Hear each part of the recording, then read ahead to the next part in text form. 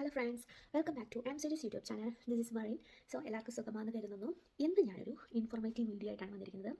അപ്പോൾ എല്ലാവരും വിചാരിക്കും എന്താണ് ആ ഇൻഫർമേഷൻ എന്ന്. വേറൊന്നുമല്ല, ഞാനിപ്പം അയർലൻഡിൽ വന്നിട്ട് 2 months ആയി.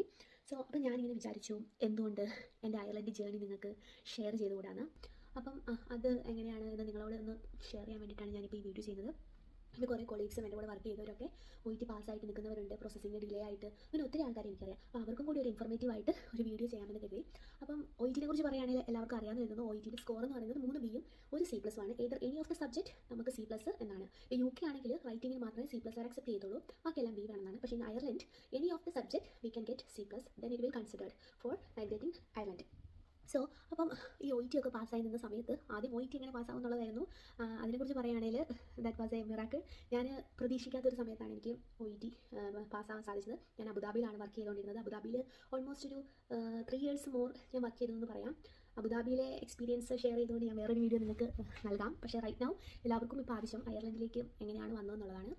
അപ്പം OET പാസ്സായി നിന്ന സമയത്ത് എൻ്റെ ബെസ്റ്റ് ഫ്രണ്ട് എന്നോട് പറഞ്ഞു, ഒരു ഏജൻസി ഉണ്ട്, വിസ്ത കരിയർ സൊല്യൂഷൻ, അങ്കമാലിയിലാണ് അവരുടെ ഓഫീസ് വരുന്നത്. അങ്ങനെ ഞാൻ വിസ്തേനെ കോൺടാക്ട് ചെയ്തു. വിസ്ത ത്രൂ ആണ് ബാക്കിയുള്ള എൻ്റെ പ്രോസസ്സിംഗ് ഒക്കെ സ്റ്റാർട്ട് ചെയ്തത്. പക്ഷേ എപ്പോഴും എൻ്റെ മൈൻഡിലുണ്ടായിരുന്നു സ്ട്രെസ്ഫുൾ ആയിരിക്കുമോ വിസ്ത, അങ്ങനെയൊക്കെ കുറേ കാര്യങ്ങളൊക്കെ ആയിട്ടാണ് ഞാൻ വിസ്തേനെ കോൺടാക്ട് ചെയ്യുന്നത്. ഇനിഷ്യലി അവരുമായിട്ടൊന്ന് ഒരു കോൺടാക്റ്റ് ആയി വരാൻ ഇച്ചിരി സമയം എടുത്തു. ബട്ട് ആഫ്റ്റർ ലൈക്ക് 15 days എനിക്ക് അവരുമായിട്ടൊരു നല്ലൊരു കമ്മ്യൂണിക്കേഷൻ ഉണ്ടാവുകയും എൻ്റെ പ്രോസസ്സിങ് ഞാൻ അവർക്ക് കൊടുക്കുകയും ചെയ്തു. അപ്പോൾ തന്നെ ഒരു എന്താ പറയുക, OET പാസ്സാവുന്നു. ഒരു 2 weeks ശേഷം എനിക്ക് പിന്നെ അയർലൻഡിലേക്കുള്ള ഇൻ്റർവ്യൂ വരുന്നു. അപ്പോൾ ഞാൻ വിചാരിച്ചു ഇപ്പോൾ ഇൻ്റർവ്യൂ ആദ്യം എടുത്തു കഴിഞ്ഞാൽ ശരിയാവുമോ. പക്ഷേ പിന്നെ ഞാൻ വിചാരിച്ചു ഇനി ഇൻ്റർവ്യൂ എനിക്ക് കിട്ടിയില്ലെങ്കിലോ. അങ്ങനെ വിസ്ത ത്രൂ ദുബായിൽ വെച്ച് ഞാനൊരു ഇൻ്റർവ്യൂ അറ്റൻഡ് ചെയ്തു. അയർലൻഡിലേക്കുള്ളത് നഴ്സിംഗ് ഹോം ആയിരുന്നു. അപ്പോൾ വിസ്തയുടെ ഒരു പ്രത്യേകത എന്ന് വെച്ചിട്ടുണ്ടെങ്കിൽ മെയിൻലി അവർ നഴ്സിംഗ് ഹോമാണ് ഫോക്കസ് ചെയ്യുന്നത്. അവർ റിക്രൂട്ട് ചെയ്യുന്നത് നഴ്സിംഗ് ഹോമിലേക്കാണ്. അത് ഞാൻ ഇവിടെ ക്ലിയർ ആയിട്ട് പറയാം. ഹോസ്പിറ്റൽ ആഗ്രഹമുള്ളവർ വേറെ ഏജൻസിയിലേക്ക് കൂടുതൽ കൺസേൺ ആയിട്ട് പോകുന്നതായിരിക്കും നല്ലത്. ഇവർ കൂടുതലും നഴ്സിംഗ് ഹോമിലേക്കാണ് റിക്രൂട്ട്മെൻറ്റ് ചെയ്യുന്നത്. അപ്പം ദുബായിൽ വെച്ചുള്ള ഇൻ്റർവ്യൂ ഞാൻ അറ്റൻഡ് ചെയ്തു. 2 days ശേഷം റിസൾട്ട് വന്നു. ഞാൻ പാസ്സായി. ഭയങ്കര ഹാപ്പിയായിരുന്നു ഞാൻ ആ മൊമെൻറ്റിൽ. അതിനുശേഷം ഞാൻ നെക്സ്റ്റ് പ്രോസസ്സ് എന്ന് പറയുന്നത്, അയർലൻഡിലേക്ക് നമുക്ക് നേഴ്സായിട്ട് വർക്ക് ചെയ്യണമെങ്കിൽ ഡിസിഷൻ ലെറ്റർ എന്ന് പറയുന്ന ഒരു മെയിനായിട്ടുള്ളൊരു ക്രൈറ്റീരിയ ഉണ്ട്. അപ്പോൾ ഡിസിഷൻ ലെറ്ററിന് വേണ്ടിയിട്ടുള്ള പേപ്പർ വർക്ക്സ് പ്രിപ്പറേഷൻ ആയിരുന്നു. ട്രൂലി പറയുകയാണെങ്കിൽ വിസ്ത നമ്മളെ ഒത്തിരി ഹെൽപ്പ് ചെയ്യുന്നുണ്ട് ആ കാര്യങ്ങളിലെല്ലാം. Each and everything they are very concerned. അപ്പോൾ ഞാൻ പേപ്പർ വർക്ക് ചെയ്യാൻ വേണ്ടിയിട്ട് നമുക്ക് മെയിനായിട്ട് വേണ്ടത് നമ്മൾ പഠിച്ചിടത്തെ എല്ലാം സർട്ടിഫിക്കറ്റ്, നമ്മൾ വർക്ക് ചെയ്തിടത്തെ എക്സ്പീരിയൻസ് സർട്ടിഫിക്കറ്റ്, അതുപോലെ തന്നെ ഇപ്പോൾ വർക്ക് ചെയ്യുന്നിടത്തെ ഗുഡ് സ്റ്റാൻഡിങ്, ഇതൊക്കെയാണ് വേണ്ടത്. അതുകൂടാതെ നോട്ടറി അറ്റസ്റ്റേഷൻ ചെയ്യണം. നമ്മുടെ എല്ലാ എഡ്യൂക്കേഷൻ സർട്ടിഫിക്കറ്റും നമ്മൾ കോളേജിലെ പ്രിൻസിപ്പാളിന് നമ്മൾ വർക്ക് ചെയ്ത നഴ്സിംഗ് കോളേജിൽ അയച്ചു കൊടുത്ത് അറ്റസ്റ്റ് ചെയ്യുന്നു. അതിനുശേഷം നോട്ടറി അറ്റസ്റ്റേഷൻ ചെയ്തതിന് ശേഷം നമ്മൾ സബ്മിറ്റ് ചെയ്യുന്നു. അതുകൂടാതെ ഇപ്പം നമ്മൾ മെയിനായിട്ടൊരു കാര്യം എനിക്ക് പറയാനുള്ളത്, നമ്മുടെ പേരിൽ എന്തെങ്കിലും ചേഞ്ചസ് ഉണ്ടോ നമ്മൾ നോക്കാം. ഇപ്പം നമ്മുടെ മിഡിൽ നെയിമിൽ ചിലപ്പം നമ്മുടെ പഴയ സർട്ടിഫിക്കറ്റിലെല്ലാം ഷോർട്ട് നെയിം ആയിരിക്കും. അപ്പോൾ അത് എലാബറേറ്റ് ചെയ്യേണ്ട ഒരു സിറ്റുവേഷൻ നമ്മൾ മൈഗ്രേറ്റ് ചെയ്യുന്ന സമയത്ത് വേണ്ടി വരും. അപ്പോൾ നമ്മൾ എന്ത് ചെയ്യണം, നെയിം അഫിഡേറ്റീവ് സബ്മിറ്റ് ചെയ്യേണ്ടി വരും. അതും നോട്ടറി അറ്റസ്റ്റേഷൻ ചെയ്തതിന് ശേഷം നമ്മൾ ഏജൻസിക്ക് സബ്മിറ്റ് ചെയ്യുകയാണ് ചെയ്യുന്നത്. അതുപോലെ തന്നെ ഡേറ്റ് ഓഫ് ബർത്ത്, ഇതെല്ലാം നമ്മൾ ആദ്യം ക്ലിയർ ചെയ്തിട്ട് വേണം നമ്മൾ സബ്മിറ്റ് ചെയ്യാൻ വേണ്ടിയിട്ട്. പിന്നെ ഡിസിഷൻ ലെറ്ററിന് ആവശ്യമായിട്ട് വരുന്ന ഒരു എംപ്ലോയ്മെൻറ്റ് ഫോം, നമ്മൾ പ്രീവിയസ് വർക്ക് ചെയ്ത ഹോസ്പിറ്റലിൽ കറണ്ട് വർക്ക് ചെയ്ത ഹോസ്പിറ്റലിൽ എംപ്ലോയ്മെൻറ്റ് ഫോം അവർ ഫില്ല് ചെയ്ത് സൈൻ ആൻഡ് സീൽ, അത് മസ്റ്റാണ്. അതുപോലെ തന്നെ OETയുടെ സർട്ടിഫിക്കറ്റ് അറ്റസ്റ്റേഷൻ, ഇതൊക്കെയാണ് മെയിനായിട്ട് നമ്മൾ സബ്മിറ്റ് ചെയ്യേണ്ട പേപ്പേഴ്സ്. ഡോക്യുമെൻറ്റ്സ് എന്ന് പറയുന്നത് നമ്മുടെ എല്ലാ എഡ്യൂക്കേഷൻ സർട്ടിഫിക്കറ്റ്, നമ്മുടെ വർക്ക് എക്സ്പീരിയൻസ്, ഇതുപോലെ നെയിം അഫിഡേറ്റീവ്, OET എല്ലാം നമ്മൾ അറ്റസ്റ്റേഷൻ ചെയ്ത് സബ്മിറ്റ് ചെയ്യണം. കൂടുതലായിട്ട് നിങ്ങൾക്ക് അറിയണമെങ്കിൽ ഞാൻ അടുത്തൊരു വീഡിയോയിൽ ഇതിൻ്റെ കറക്റ്റായിട്ടുള്ളൊരു ഇൻഫർമേഷൻ നിങ്ങൾക്ക് തരുന്നതായിരിക്കും. ഇപ്പോൾ ഞാൻ ജസ്റ്റ് എന്തൊക്കെയാണ് മെയിനായിട്ട് വേണ്ടത് എന്ന് മാത്രമേ പറഞ്ഞു പോകുന്നുള്ളൂ. ഈ ഡിസിഷൻ ലെറ്റർ കിട്ടിയതിന് ശേഷം നമുക്ക് ഇൻ ബിറ്റ്വീൻ നമ്മൾ എന്ത് ചെയ്യുന്നു എന്ന് വെച്ചിട്ടുണ്ടെങ്കിൽ നമുക്ക് കോൺട്രാക്റ്റ് കിട്ടും. അതുപോലെ തന്നെ ഓഫർ ലെറ്റർ, ഇതൊക്കെ നമ്മൾ സബ്മിറ്റ് ചെയ്യണം. അതുപോലെ തന്നെ നമ്മൾ എംപ്ലോയർ നമുക്ക് കുറച്ച് പേപ്പേഴ്സ് തരും. ഇപ്പോൾ ഇവിടെ വന്നിട്ടുള്ള ഒരു ഗാഡാവിറ്റ ഫോം എന്നൊക്കെ പറയാമെന്ന് വെച്ചിട്ടുണ്ടെങ്കിൽ ഇവിടുത്തെ പോലീസിനാണ് ഗാഡ എന്ന് പറയുന്നത്. അപ്പോൾ ആ ഫോമൊക്കെ ഓൺലൈനായിട്ട് നമുക്ക് സബ്മിറ്റ് ചെയ്യേണ്ടി വരും.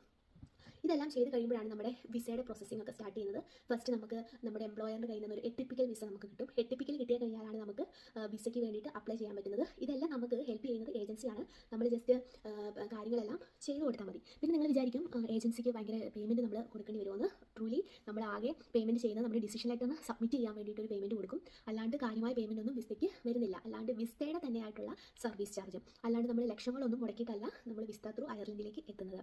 ഇൻ ബിറ്റ്വീൻ നമുക്ക് ഏറ്റവും കൺസേൺഡ് ആയിട്ട് വരുന്ന ഒരു സംഭവമാണ് exam, aptitude exam in Ireland. അത് ഭയങ്കര എന്താ പറയുക, ഒരു ചലഞ്ചിങ് ആയിട്ട് നമുക്ക് തോന്നുന്നല്ല. റിയലി ഞാൻ എക്സ്പീരിയൻസ് ചെയ്തൊരു ആയതുകൊണ്ട് എന്നോട് പറയുന്നതാണ്. നന്നായിട്ട് ഹാർഡ് വർക്ക് ചെയ്യണം. ഹാർഡ് വർക്ക് കിട്ടാൽ മാത്രമേ നമ്മൾ ഈ എക്സാം ഈസി ആയിട്ട് പാസ്സായിട്ട് വരുള്ളൂ. 2 attempts ആണുള്ളത്, ഫസ്റ്റ് ആൻഡ് സെക്കൻഡ്. അത് കഴിഞ്ഞതിന് ശേഷം നമുക്ക് അറ്റംപ്റ്റ്സ് ഇനി എക്സാം എഴുതണമെങ്കിൽ ആദ്യം മുതലേ നമ്മൾ ഡിസിഷൻ ലെറ്റർ വീണ്ടും NBA രജിസ്ട്രേഷന് വേണ്ടിയിട്ട് കൊടുക്കേണ്ടി വരും. അപ്പം അങ്ങനെ ഒരു സിറ്റുവേഷൻ വരുമ്പോൾ നമ്മുടെ പ്രോസസ്സിംഗ് വീണ്ടും ഡിലേ ആവുകയാണ് ചെയ്യുന്നത്. നമ്മൾ എക്സാം കണ്ടക്ട് ചെയ്യുന്നത് അയർലൻഡിൽ വന്നതിന് ശേഷമാണ്. അപ്പോൾ നിങ്ങൾ വിചാരിക്കും എന്തായിരിക്കും ഈ എക്സാമിന് പ്രിപ്പറേഷൻ ചെയ്യേണ്ട എന്തെങ്കിലും കാര്യങ്ങളുണ്ടാവും. ഓഫ് കോഴ്സ് നമ്മുടെ നാട്ടിൽ വർക്ക് ചെയ്ത് വരുന്ന ഒരു ഏജൻസിയാണ് മിയാനി. അപ്പോൾ മിയാനിയിൽ എന്നെ സംബന്ധിച്ചിടത്തോളം അബുദാബിയിൽ ഞാൻ വർക്ക് ചെയ്തുകൊണ്ടിരുന്ന സമയത്ത് എനിക്ക് ഓൺലൈനായിട്ട് മാത്രമാണ് ക്ലാസ് കൂടാൻ സാധിച്ചിട്ടുണ്ടായിരുന്നത്. അപ്പോൾ ഞാൻ ഒരു 2 തവണ ഓൺലൈൻ ക്ലാസ് അറ്റൻഡ് ചെയ്തു. ഓഫ്ലൈൻ അറ്റൻഡ് ചെയ്യാനുള്ളൊരു സാഹചര്യം ഉണ്ടായിരുന്നില്ല. ആർക്കെങ്കിലും അയർലൻഡിൽ പോകാൻ പ്രിപ്പയർ ആവുന്നുള്ളവർക്ക് മിയാനിനെ അപ്രോച്ച് ചെയ്യാം. വേറെ ഇൻസ്റ്റിറ്റ്യൂട്ടുകളുണ്ട്, പക്ഷേ എനിക്ക് ഏജൻസി ത്രൂ എനിക്ക് കിട്ടിയത് മിയാനിയാണ്. അപ്പോൾ മിയാനിയിൽ സാറ്റിസ്ഫൈഡ് ആയിരുന്നു. അങ്ങനെ മിയാനിയിൽ ക്ലാസ് അറ്റൻഡ് ചെയ്തു. അതിനുശേഷം ജനുവരി ലാസ്റ്റോട് കൂടിയാണ് ഞാൻ അബുദാബിയിൽ നിന്നും ഇന്ത്യയിലേക്ക് വരുന്നത്. ഞാൻ ഡൽഹിയിലേക്കാണ് നേരെ വന്നത്. കാരണം എൻ്റെ വിസ ഡിലേ ആവാനൊരു ചാൻസ് ഉണ്ട് എന്ന് അറിഞ്ഞപ്പോൾ നേരെ ഡൽഹി എംബസി പോയിട്ടാണ് ഞാൻ വിസയുടെ പ്രോസസ്സിംഗ് ഒക്കെ ചെയ്തത്.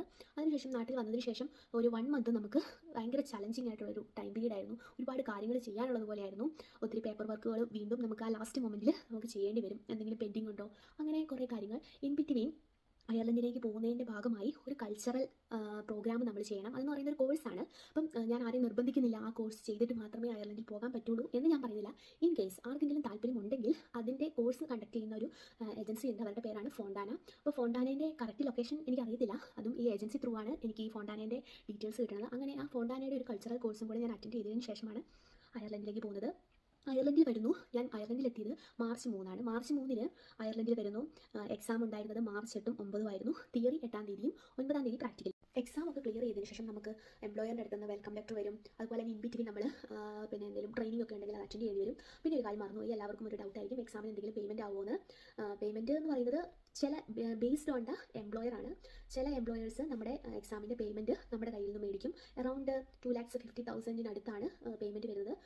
ഈ മേടിക്കുന്ന എംപ്ലോയേഴ്സ് ആ പേയ്മെൻറ്റ് നമ്മൾ അയർലൻഡിൽ വന്ന് ജോയിൻ ചെയ്തതിന് ശേഷം അത് റീഫണ്ട് ചെയ്യും. എക്സാം പാസ്സായവർക്ക് റീഫണ്ട് ചെയ്യും. ഇൻ കേസ് എക്സാം പാസ്സായിട്ടില്ലെങ്കിൽ നമുക്ക് ആ പേയ്മെൻറ്റ് തിരിച്ച് കിട്ടില്ല. ഇപ്പോൾ 2 അറ്റംപ്റ്റ് എഴുതി പാസ്സായില്ല, അവർക്ക് ആ പേയ്മെൻറ്റ് തിരിച്ച് കിട്ടത്തില്ല. മൂന്നാമത്തെ ഒരു എക്സാം എഴുതണമെങ്കിൽ നമ്മൾ സ്വന്തമായി പേയ്മെൻറ്റ് ചെയ്താൽ മാത്രമേ നമുക്ക് എക്സാം എഴുതാൻ പറ്റുള്ളൂ. പിന്നെ ഇവിടെ വന്നതിന് ശേഷം നമ്മൾ ചെയ്യേണ്ടതെന്ന് പറയുന്നത് നമുക്ക് ഒരു മെയിനായിട്ടുള്ളതാണ് നമ്മുടെ പിൻ നമ്പറിന് വേണ്ടി നമ്മൾ അപ്ലൈ ചെയ്യും. ത്രൂ വിസ്തയാണ് നമ്മൾ ചെയ്യുന്നത്. അവർ പിൻ നമ്പറിന് വേണ്ടിയിട്ട് നമുക്ക് ഹെൽപ്പ് ചെയ്യും. അങ്ങനെ നമ്മൾ പിൻ നമ്പർ കിട്ടിക്കഴിഞ്ഞിട്ട് വേറെ ഉള്ളതെന്ന് പറഞ്ഞിട്ടുണ്ടെങ്കിൽ IRP കാർഡ് എന്ന് വെച്ചിട്ടുണ്ടെങ്കിൽ നമ്മുടെ വിസ എക്സ്റ്റെൻഡ് ചെയ്യാൻ വേണ്ടിയിട്ടുള്ളൊരിതാണ്. അതിന് നമ്മൾ അപ്പോയിൻമെൻറ്റ് എടുക്കണം. അതും നമ്മളെ വിസ ഹെൽപ്പ് ചെയ്യും. ഒരു ആപ്ലിക്കേഷൻ ഉണ്ട്. ആ ആപ്ലിക്കേഷൻ ത്രൂ ആണ് നമ്മൾ ഇത് ചെയ്യുന്ന IRPക്ക് അപ്പോയിൻമെൻറ്റ് നമുക്ക് കിട്ടും. പെട്ടെന്നൊന്നും കിട്ടത്തില്ല. ചിലപ്പോൾ ഒരു 2-3 മാസം കഴിഞ്ഞതിന് ശേഷമായിരിക്കും നമുക്ക് അപ്പോയിൻമെൻറ്റ് കിട്ടുന്നത്. അപ്പം ഇത്രയാണ് ഇവിടെ വന്നതിന് ശേഷം ഇവിടെ വരെ എത്തിയ ഒരു ജേർണി എന്ന് പറയുകയാണെങ്കിൽ. ഞാൻ നിങ്ങൾക്ക് ബോർ അടിക്കുന്നത് കൊണ്ട് വളരെ എലാബറേറ്റ് ആക്കണ്ട എന്ന് കരുതിയിട്ട് കുറേ കട്ട് ചെയ്താണ് ഞാൻ പറഞ്ഞിരിക്കുന്നത്. ആർക്കെങ്കിലും എന്തെങ്കിലും ഡൗട്ട് ഉണ്ടെങ്കിൽ നിങ്ങൾക്ക് കമൻറ്റ് ബോക്സിൽ ഇടാവുന്നതാണ്. കൂടുതൽ വീഡിയോസ് ഞാൻ നിങ്ങൾക്ക് വേണ്ടി അപ്ലോഡ് ചെയ്യുന്നതാണ്. അപ്പം സി യു. എൻ്റെ ചാനൽ സബ്സ്ക്രൈബ് ചെയ്യുക, ലൈക്ക് ചെയ്യുക.